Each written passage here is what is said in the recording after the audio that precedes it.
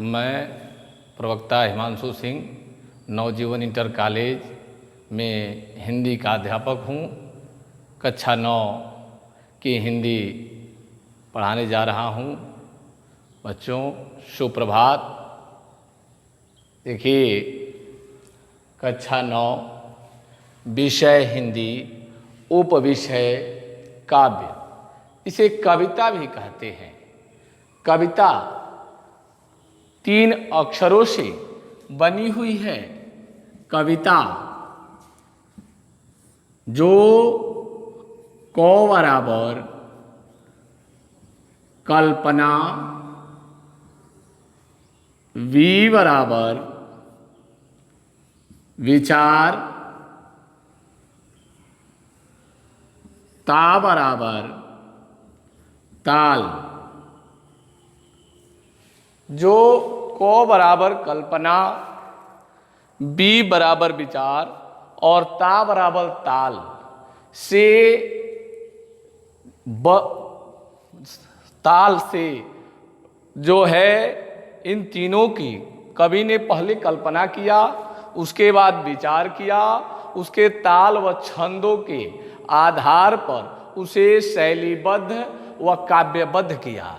जिसे आप शीर्षक साखी, जिसके रचयिता सधुकड़ी भाषा के सम्राट महाकवि कबीरदास जी हैं, जो पढ़े लिखे नहीं थे, लेकिन इन्होंने अपनी सधुकड़ी भाषा में जिस भाषा को इन्होंने सुना, वह सुनकर बोल देते थे, वैसे ही आप कबीरदास की साखी को मैं आपको पढ़ाने जा रहा हूँ, बताने जा रहा हूँ।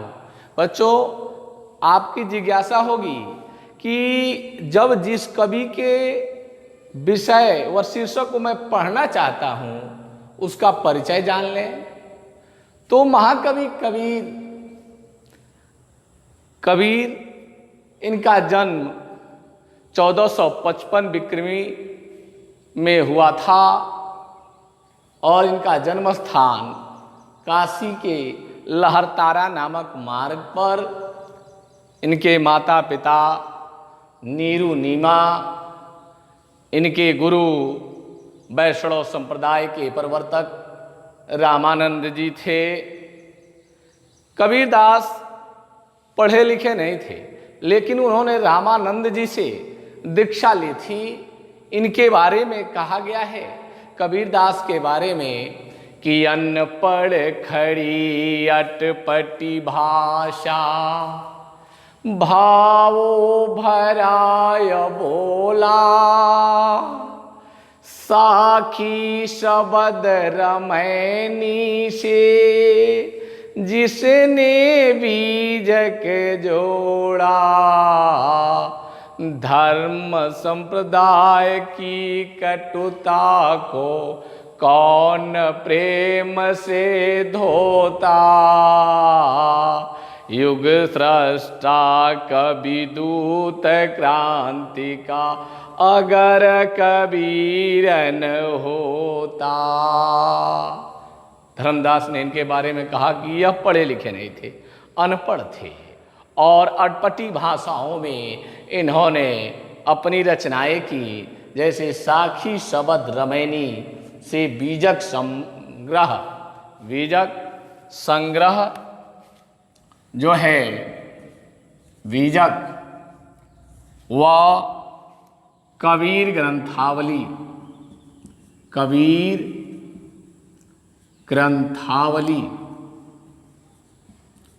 आदि की इन्होंने रचना की और यह भावी हिंदी का साहित्यकार विक्रमी 1575 में यह सूर्य अस्त हुआ।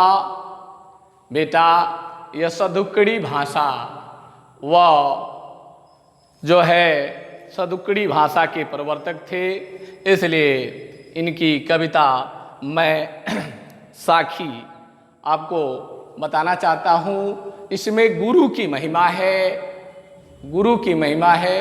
गुरु की महिमा को बताते हुए इन्होंने कहा है कि सतगुरु हमसु रीझी करी, कहे आए का प्रसंग, बरस्या बादल प्रेम का, भीग गया सब अंग। देखिए बच्चों, अपने काव्यगत शैली में इस दोहे को सुना, जो है महाकवि कबीरदास जी कहते हैं कि मेरे सत्य के ज्ञान कराने वाले जो मेरे सतगुरु हैं, वह हम पर प्रसन्न होकर, सतगुरु हम सुरीज करी, मेरे सतगुरु हम पर प्रसन्न होकर कहया एक प्रसंग, एक राम रूपी प्रसंग को बताया। कहा बरस्या बादल प्रेम का, भीग गया सब अंग, और प्रेम रूपी बादलें लगी, भक्ति रूपी वर्षा हुई, जिससे मेरा पूरा अंग भीग गया। भक्ति रूपी वर्षा हुई जिससे मेरा पूरा अंग जो है भीग गया। देखिए, यह गुरु की महिमा को बताते हुए इन्होंने गुरु के प्रसन्न होने पर उस राम रूपी रहस्य की व्याख्या की कि मेरे सतगुरु जो हैं हम पर प्रसन्न होकर एक राम रूपी रहस्य को बताया, जिससे प्रेम रूपी बादलें लगी, भक्ति रूपी वर्षा हुई, जिससे मेरा पूरा अंग भीग गया और पूरा शरीर भक्तिमय हो गया। ऐसे ही बेटा इनका दूसरा पद्य जो है, इसमें कबीरदास जी कहते हैं कि मैं अपने गुरु को कुछ दिया नहीं, राम नाम के महत्व बताने पर कुछ दिया नहीं, इसलिए उन्होंने कहा कि राम नाम के पटे तरे, देबो को कछुनाय,